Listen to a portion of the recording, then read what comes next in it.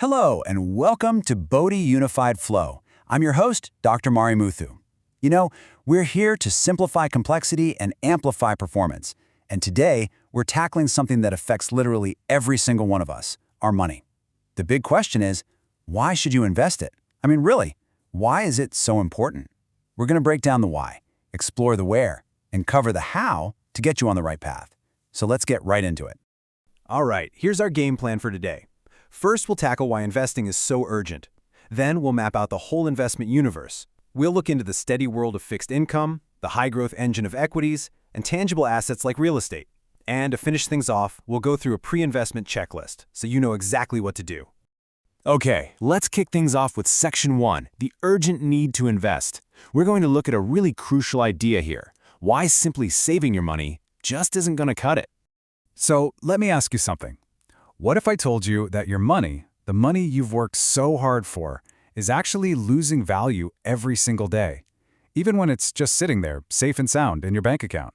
Sounds crazy, right? But it's true. And there's this invisible thief, this silent force that's behind it all.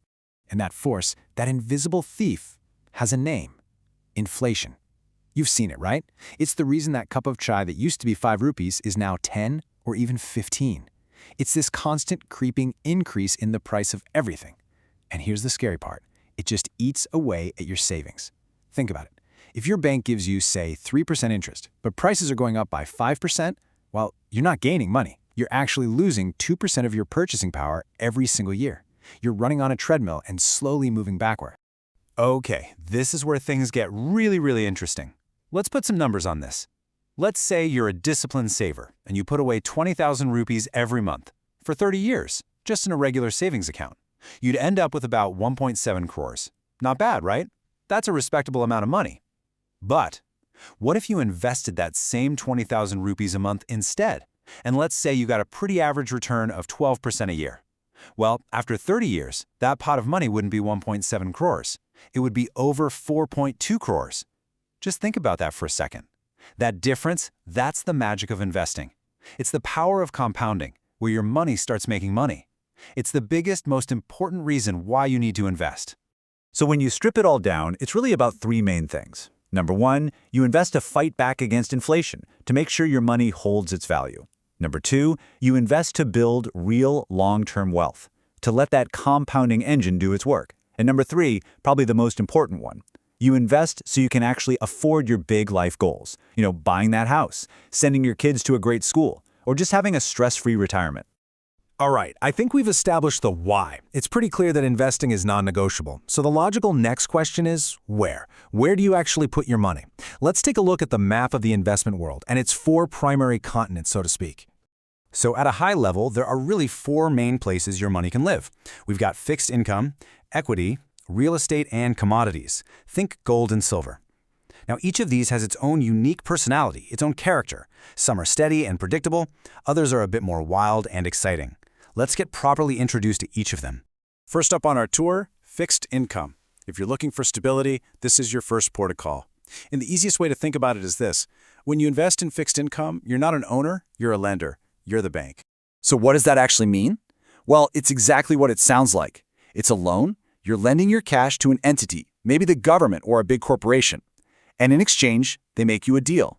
They promise to pay you a fixed amount of interest on a regular schedule, and then they promise to give you your original investment back when the loan is due. It's all about predictability. You know exactly what you're getting. Okay, let's make this real. 2 of the most common types are bonds and fixed deposits, or CDs. So with bonds, you're lending to governments or companies. They generally pay a bit more interest, but there's a catch. There's a little more risk. What if the company can't pay you back? On the other hand, you've got fixed deposits from banks. These are super safe, often insured, but the trade-off is pretty clear. Lower risk usually means lower returns. Plus, your money is locked away for a fixed time. Okay, so we've covered being the lender. Now let's flip the script. What about being an owner? This brings us to our next stop, equities. This is the real growth engine. This is where things can get exciting. So when you buy equity, or what most of us just call stocks or shares, you're not just buying some digital ticker symbol. You're actually buying a tiny slice of a real business. You become a part owner. That means you have a claim on everything the company owns and, more importantly, a claim on its future profits. You're not just lending them money anymore. You're a partner in the business. You're in the game. And that's why being in the game can be so rewarding. As an owner, your upside potential is way, way higher. Just look at the history. In India, stocks have historically delivered returns somewhere in the ballpark of 14 to 15% a year over the last decade and a half. I mean, that's not just beating inflation, that's absolutely crushing it. That's how you build serious, life-changing wealth over the long run. But, and listen, this is a huge but.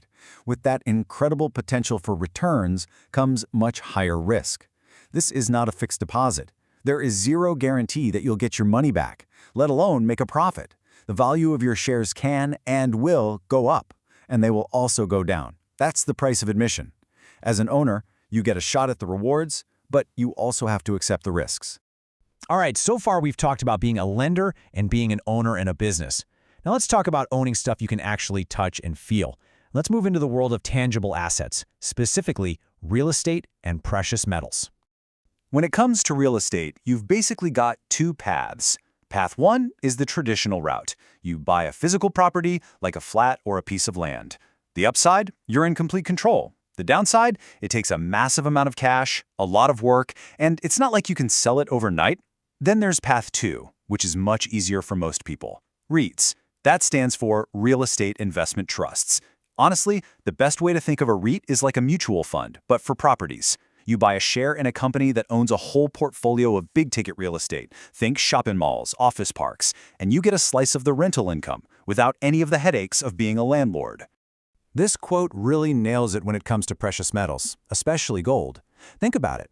Paper money, our rupees and dollars, their value can be eroded by inflation over time. But gold? It has held its value for literally thousands of years. It's been a trusted store of wealth through empires and civilizations. Why? Well, part of it is that you can't just print more of it. That scarcity helps it keep its purchasing power. So what's the role of something like gold in your portfolio today? It really does two main jobs. First, it's a safe haven.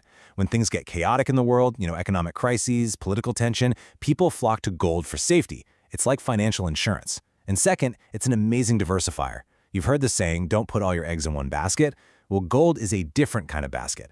It often moves in the opposite direction to the stock market. So when your stocks are having a bad day, your gold might be having a good one. And that can really help smooth out the rod. Okay, we've gone through why you need to invest and where you can put your money. But now we come to what might be the most critical part of all, how you should approach it. This is your pre-flight checklist. These are the things you absolutely have to consider before you put even 1 rupee to work. So let's break it down. Step 1. What are your goals? Seriously, what are you investing for? A house in 5 years is a totally different goal than retirement in 30. Your timeline changes everything. Step 2. How much risk can you stomach? You have to be honest here. If you saw your investment drop by 20%, would you panic and sell, or would you be able to sleep at night? Your answer to that question dictates where you should invest. Step 3. Diversify, diversify, diversify. I can't say it enough. It's that simple idea of not putting all your eggs in one basket. And finally, step 4. Pay attention to fees. They seem so small, just 1% or 2%, but over decades, those tiny fees can literally consume a huge chunk of your profits. You have to know what you're paying. And that really brings us to the most important point of all. There is no one-size-fits-all solution here. There's no secret formula. The absolute best investment plan is the one that is designed specifically for you. It needs to be perfectly aligned with your goals, your time horizon, and your unique comfort level with risk. It's your personal financial fingerprint. So, we've really journeyed through the whole landscape today, haven't we? From understanding that invisible thief called inflation, to mapping out all the powerful tools you have at your disposal to fight back and build real wealth. We've seen that just letting your money sit there simply isn't an option anymore. Your financial future is a story, and you are the one holding the pen. So, my question to you is, what are you going to write in the next chapter? Thank you so much for joining me today here at Bodhi Unified Flow. Our whole mission was to give you a clear, straightforward map to get started in the world of investing. If you want to dig even deeper into any of these topics, I really encourage you to check out some of the fantastic sources we've listed here. Until next time, take care.